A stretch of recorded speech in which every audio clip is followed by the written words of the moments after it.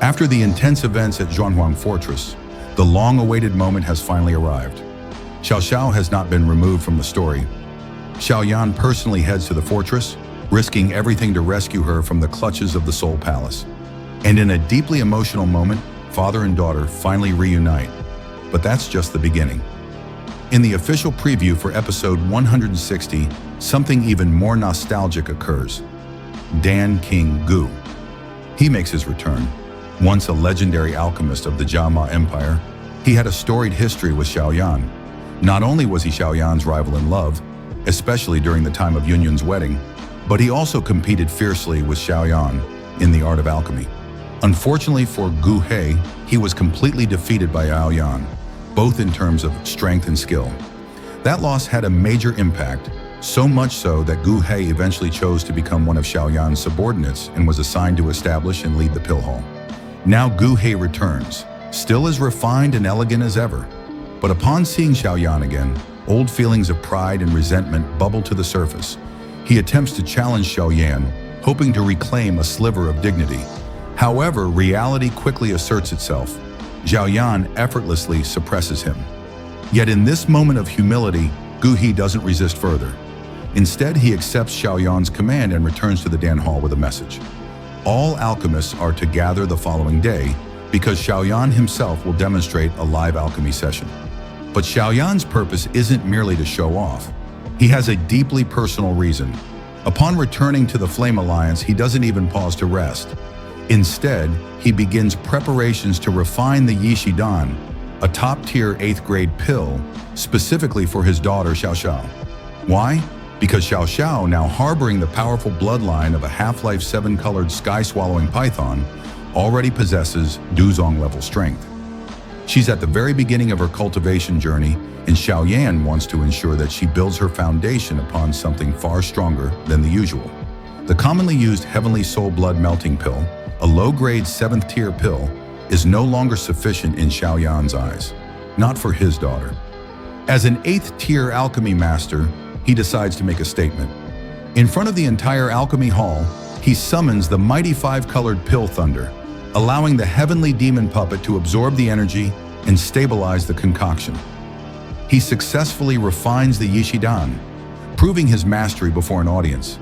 But make no mistake, this wasn't just an act of paternal love. This was also a political move, one that aimed to cleanse and rebuild the Flame Alliance's Alchemy Hall from the inside out. Over the years, the Alchemy Hall had become a cornerstone of the Flame Alliance's success. But with great power came great arrogance. Many within the Dan Hall had begun to believe themselves untouchable. Some even disregarded Xiao Yan's leadership outright. And worse, they ignored Medusa, the deputy leader. Corruption had crept in. Certain elders were secretly selling pills for their own gain, hoarding supplies and delaying distribution. These delays weren't harmless. Hundreds of Flame Alliance brothers had tragically died because they didn't receive timely medicinal support. This was no longer just a personnel problem. The Alchemy Hall had become a cancer, and it had to be cut out. So right after the Zhenhuang Fortress battle, Xiao Yan wasted no time. He began the reformation of the Alchemy Hall, and he did it his way, through action and strength. The biggest culprits, 2 7th-rank alchemists, Liu Chang and Zhen. They had joined the Yan Alliance later, when it was already strong and thriving. Because of this, they often credited themselves for the Alliance's growth and began to build their own internal power bases. This was, in large part, a result of Dan King Gu He's lack of management capabilities. When Gu He delivered Xiao Yan's orders to them, their response was arrogant and dismissive. But the moment they witnessed Xiao Yan publicly refine the top-tier 8th grade Yishi Dan, their arrogance cracked. Then came the final blow. Xiao Yan openly enumerated their crimes before everyone.